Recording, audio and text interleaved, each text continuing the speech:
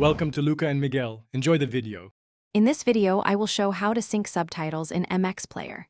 Start by opening your video, tap the speech bubble icon, then load the subtitle file from storage. If timings are off, use the subtitle sync option to shift subtitles by small increments until lip movement matches speech.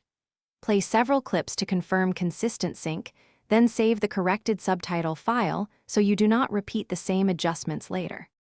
Open the subtitle settings and choose synchronization to enter fine-tune mode.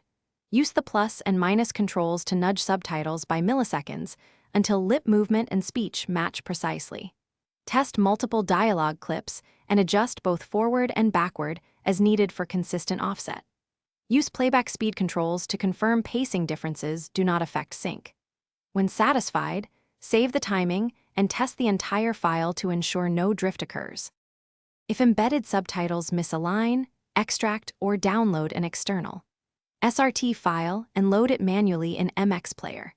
Rename the subtitle file to match the video file name for automatic loading when possible.